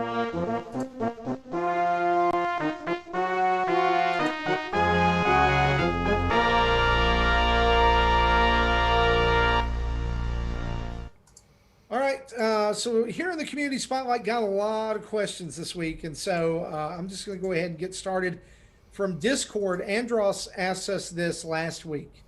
He said, you've been approached by some infinitely wealthy investors to make a live-action Nintendo Dads movie. Who will direct it? What genre will it be? What would the plot of the movie be? And who would play each of you? I think each of you should pick an actor for someone else instead of yourself. Maybe everyone else has to agree on the actor or something. Has this been asked before? I vaguely remember Justin wanting to be played by Kevin James. And then John has an incredible comment from Patreon that we'll read after we do this, because what we did, our homework from last week, was to name an actor for someone else in this rotation. Jesse had to pick Tim, Tim had to pick Justin. Justin had to pick me, and I had to pick Jesse.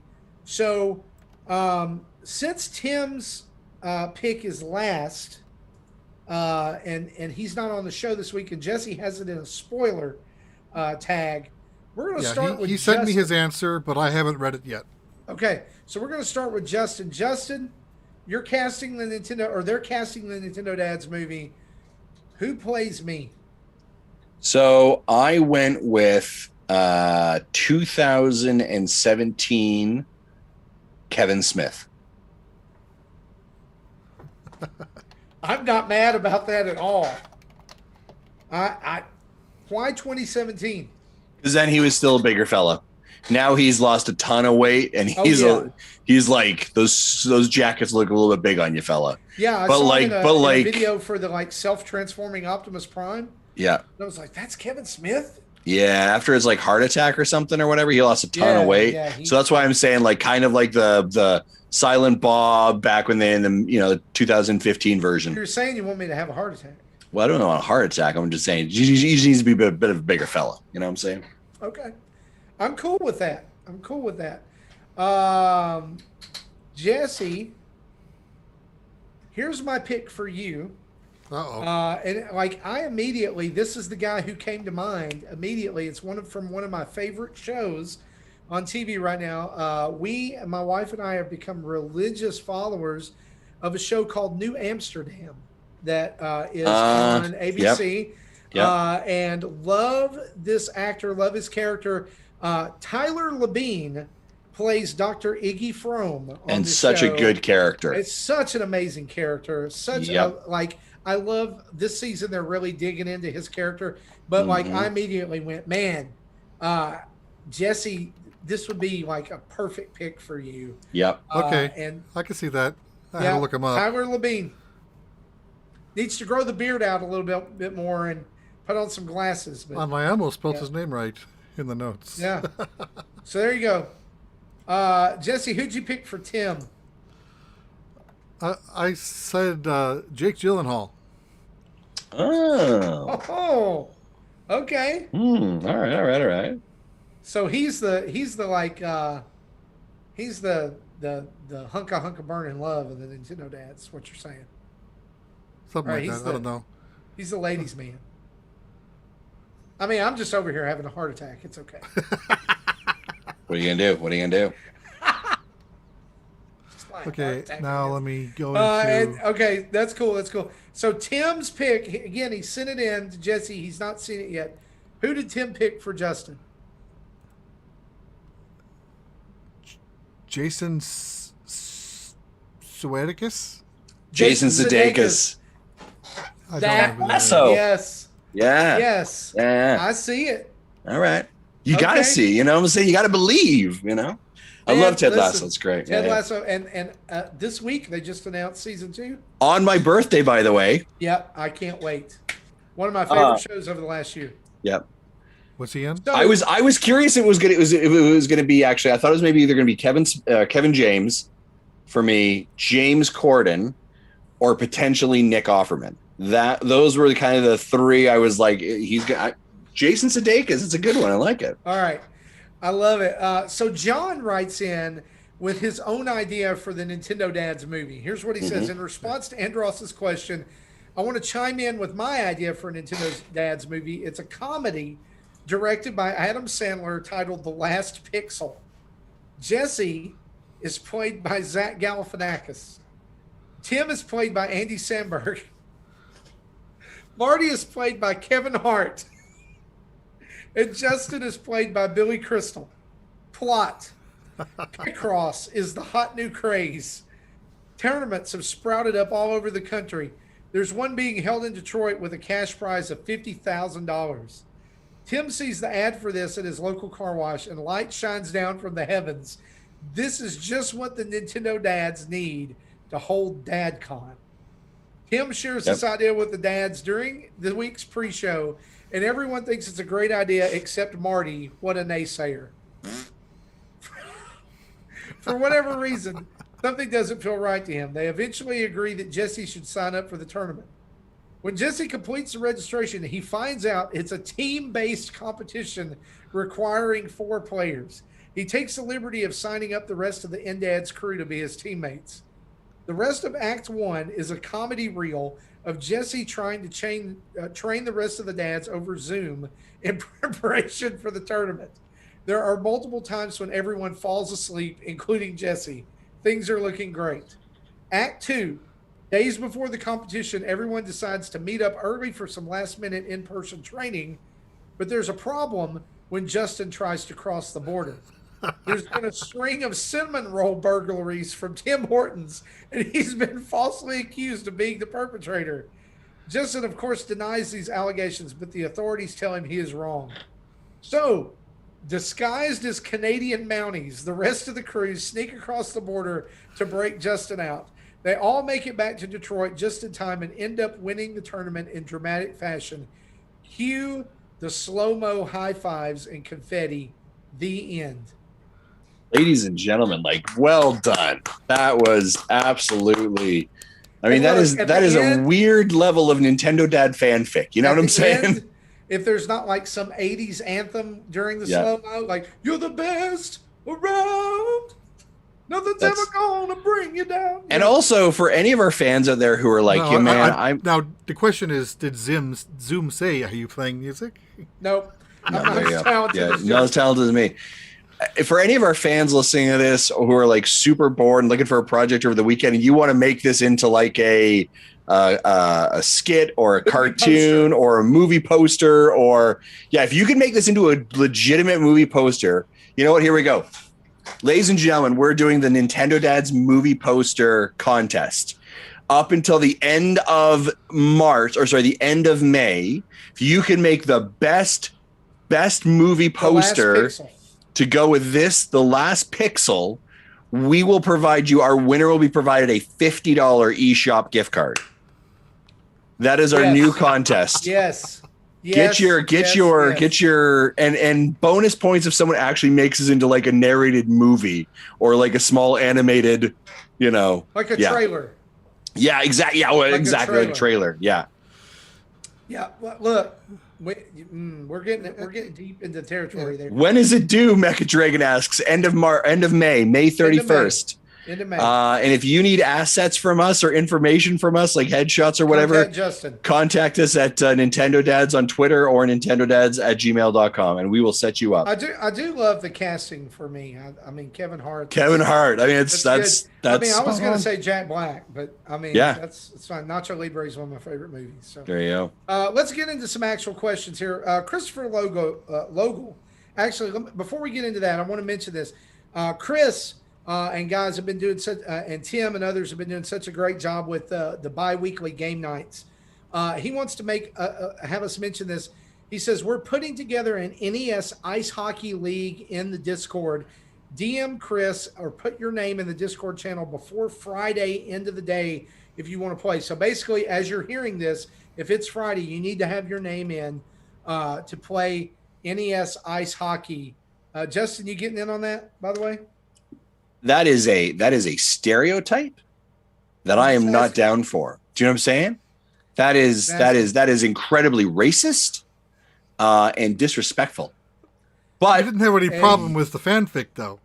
No, that felt on brand and appropriate. Yeah. All right. So, actually, now to questions. Jason from Patreon asks a question, probably for Jesse. Have you played any of the? Say this name for me. Atelier. Have you played any of the Atelier JRPG series? I know you're a JRPG fan, and I've become big into JRPG over the last year and wondered if you had and what were your thoughts. There's a ton of these Atelier games coming to Switch. Yeah, apparently. 3 of them just launched today. Yeah, so have you ever played any of them? I remember playing one early to mid PS3 era. I don't remember what it was. But I remember liking it, at least liking it enough to actually start a second playthrough to try to get a different ending or a modified ending. I don't remember much about it. What I do remember is you are an alchemist, so you are tasked to make certain things, or you make things to sell to get money. So you hire adventurers to actually to go into dungeons or whatnot for you to harvest materials, and then you do your magic, and then the plot progresses. See, it's probably been 8-9 years since I played one of these, and I've always been curious about trying to get into these again. In fact, if Picross didn't also come out today, I probably would have bought one of them, if not the 3-pack bundle. But it's still in the back of my mind, and I might go back to it. I think the 3 games that came out today are enhanced versions of previous games, so these aren't new, but they're new to Switch, and new to me, new to most people, if they're not familiar with the franchise. And I also remember the game I played made references to characters in the previous game, so these are, at least a subset of them, are sequels of each other in canonical order. I don't know if the 3 were released today fit that mold or not, but it is a game I'm thinking about trying again when I have time. But I haven't had time lately. Gotcha. Thanks for that answer, because I don't know. I didn't even know how to pronounce these games, which is terrible. I'm serious. Like I was like, are they called 8-Liar? That's what I thought it was at first as well. Yeah. Atelier. Yeah, Atelier. Atelier. Nick Metzger asked us this. He says, I'm just finishing up last week's cast. A question for you guys. Are demos helpful to, 1, the gamer, and 2, developer publisher? With this question, what makes a demo helpful and what doesn't? Yeah, I think your thoughts here. I think demos are so critical, because I think it gives you the opportunity to test out something without taking as big of a risk in it. So yeah, I encourage games to have as demos as much as possible. What makes a good demo? So I think here's a great example. If Monster Hunter Rise was like, cool, we're giving you a demo, so it's the first 2 hours of the game, you would not enjoy that demo, right? Because it is so much, menus and discovering and understanding it. You need to be able to find a cross section. I think they did a good job in this demo of like, you've got equipment, you've got gear, we've kind of got you ready. It's a good slice that you can run into. You don't need to know the mechanics of it, right? A good demo does a job of makes you feel comfortable with the understanding of the story, makes you feel in control of the character, creates interest in the world it's building, and basically leaves you with and now I want to continue. Do you know what I mean? Like, tell me more. Let's go further. Let's do that. And I think what some demos do really, really well, I think, is the whatever progress you make carries over. That's a great demo. Yes. When you can do that, Pikmin 3 is a great example of that. I think we saw that on Age of Calamity, right? Dragon Quest 11 did that. Dragon Quest 11, I think that's a great way of doing it. Yeah, but as you said, it wouldn't make sense for Monster Hunter Rise to do it because the beginning of the game is not a good demo. Correct. Same with I think that Bravely Default 2. Yeah, like I was going to specifically mention Bravely Default 2 and Monster Hunter, both of those, because of where they have to start for the demo. Those demos turn me off to the game. Granted, I wasn't very high up on Bravely Default anyway, but I was willing to give Monster Hunter a go this time because I like the art style, I like the setting, but it just didn't do anything for me.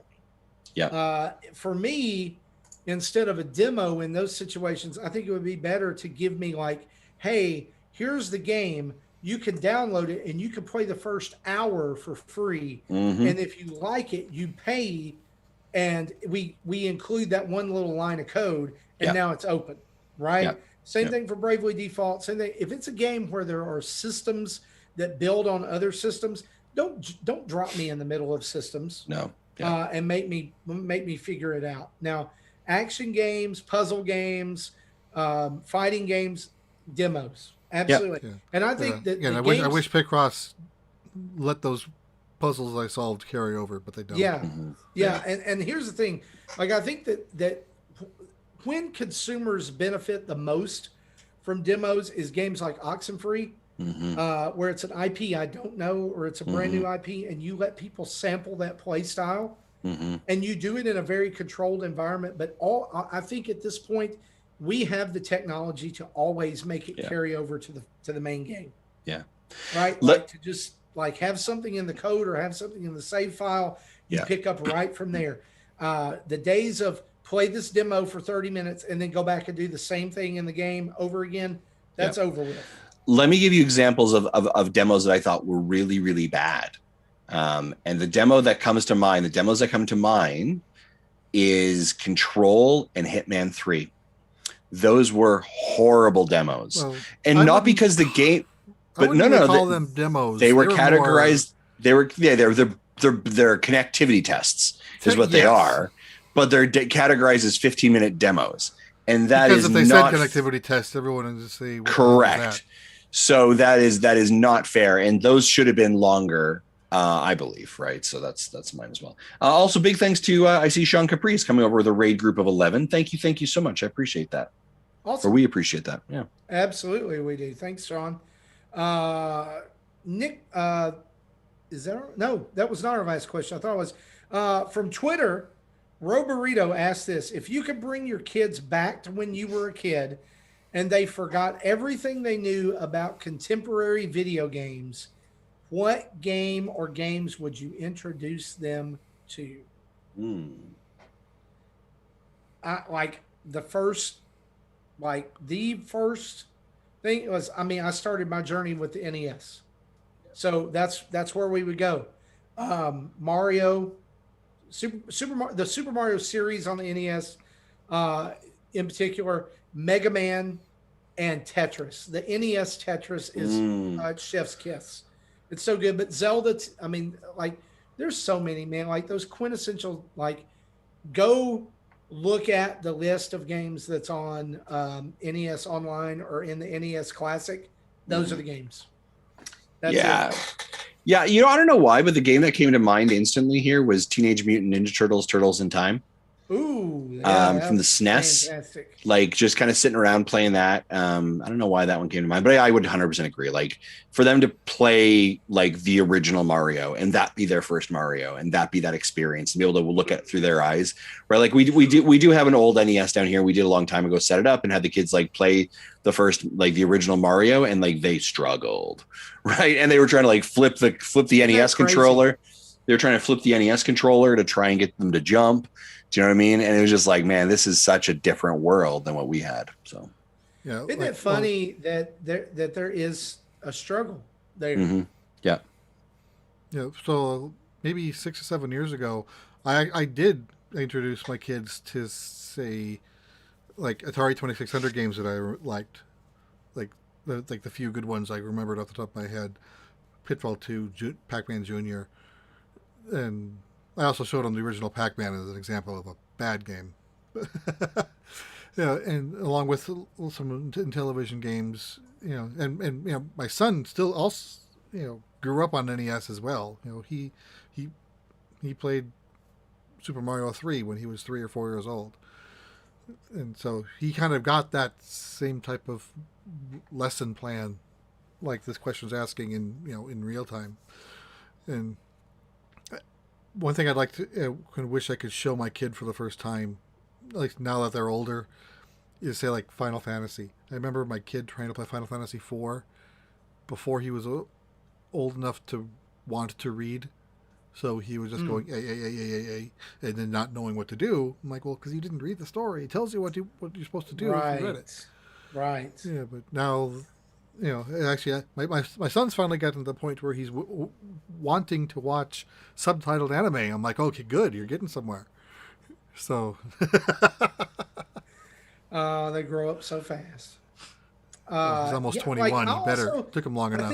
I think one of the things too that my son was born the year after the Wii came out, and so like taking him back now and letting him experience that as a teenager, I think would be pretty cool. Like, if he was his age now when the Wii came out, I think that would be really interesting to see. There's games from every era of gaming that I would love for him now at 15 years old to be able to experience with fresh eyes, right? I would love to be able to experience that with fresh eyes. Yeah. And it makes you wonder if you would love it as much. Right? Interesting. Because, yeah, I think it goes back to that statement of like, do you used to love Mega Man, yeah, right? Just as much, and so, I don't know, does that really change? It may. Who knows? Because like there's games that I love from back then that I know now are kind of duds. Like I can't play them for very long. Teenage Mutant Ninja Turtles on the NES. Right? The game was great. Hard as nails, though. I have Hard as great nails. nostalgic memories of that, but it's a dud. I don't know. Speaking of duds, I feel sorry to anyone who bought the MSX version of that game. Oh, wow. It is literally unfinishable without hacking it. There's a jump that you can't make. Oh, yeah, that's right. You're exactly right. That's crazy. Those are such good questions, guys. Thank you so much. We love interacting with our community and the community spotlight. And I wanted to mention here as we round out the show, this weekend, I will be interacting with the community at Corinth Comic Con, which is in Corinth, Mississippi, which is North Mississippi's first annual Corinth Comic Con on Saturday. It's April 24th. I am super excited about this. They reached out and said, hey, would you be willing to come and run a panel either about Nintendo dads or Nintendo in general or podcasting or whatever? And I said, yeah, sign me up. But then like after I said yes, I was like, what the crap? It would just be me by myself, because he was like, are any of the other dads local? And I was like, no. And so we reached out to good friend, patron of the show, Eric Plunk, who is a Corinth native, and he's going to be joining me for that panel that we are calling Nintendo Dads or Nintendo Kids to Nintendo Dads, Gaming with Nintendo Through the Ages. And so I'm excited to get 45 minutes to run my mouth and talk about Nintendo. Excited about an in-person comic convention. This is crazy. Of course, we're going to be socially distant and do all that fun stuff. If you are in the West Tennessee, Northern Alabama, Northern Mississippi area, lower southeastern Arkansas, come on out. $10 for tickets and $12 at the door. And get this, I don't know, like this is kind of cool, but I mean, like he doesn't say that much because the voice of Bowser is going to be there. Like the guy who does all the noises and voice acting for Bowser is one of the big guests there. I'm going to try to like get him to do something for the show. We'll That'd be see. great. But we've got him do some grunts. Yeah. Yeah. We're going to have Nintendo Dad stickers. If you see me, you can grab one of those. We're just going to be handing them out just to say thanks for coming out to the show. The panel that I am hosting is going to be, I'm checking on my times here because I wanted to be certain of this, is going to be at 11:30 to 12:15. So you come to our panel, we're going to coast right into lunchtime. We're going to go grab some barbecue or something right after that. It's going to be fantastic. But I can't wait to hang out at Corinth Comic Con and represent the dads. And that's great. Yeah, like I'm looking forward to more stuff like this. Yeah, Mecha Dragon asks, is it going to be live streamed? It is. I don't know. Like Isaac's going with me. I may have him do like from the like take a little tripod and do from the from the iPhone stream on Twitch and YouTube or something like that, or at least record it and put it up later. I don't know what the setup's going to be. Yeah. It's going to be in like an arena where they have concerts, but they also have rodeos sometimes. Yep. So I'm not sure like how open the room's going to be, how the acoustics are going to be, anything like that. So it'll all depend.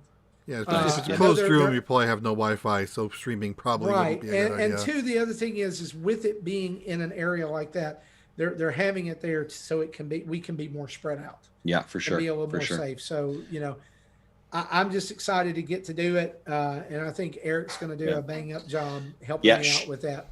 Sean Capri in the chat says Eric Plunk is a legend, and he absolutely is. He's such a great fan. We're totally going to talk about his time spent in Splatoon too. Nice. That's a topic of conversation that's coming up. But as we close out the show, we want to say thanks for listening again to episode 323 of Nintendo Dads.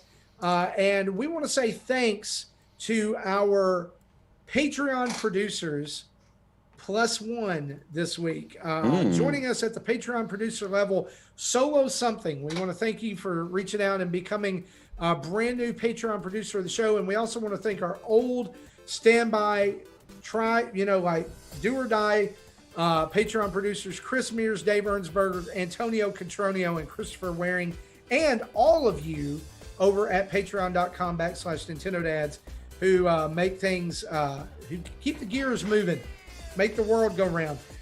Justin, while you were gone, we went over 5,300 subscribers on YouTube.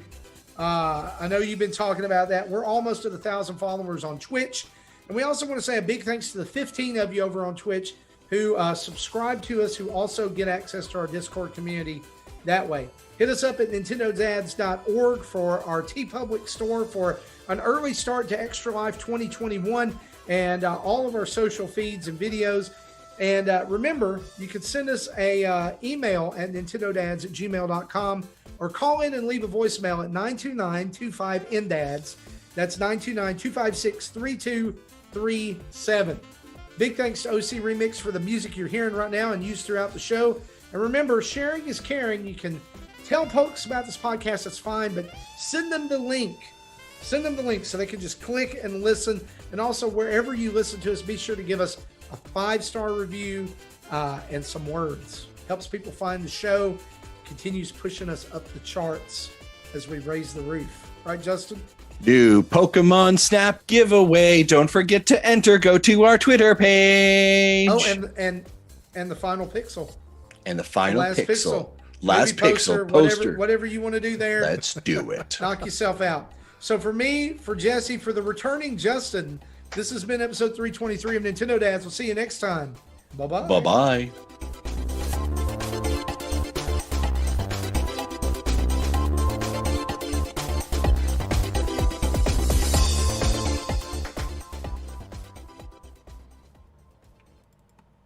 Thank you for listening to Nintendo Dads.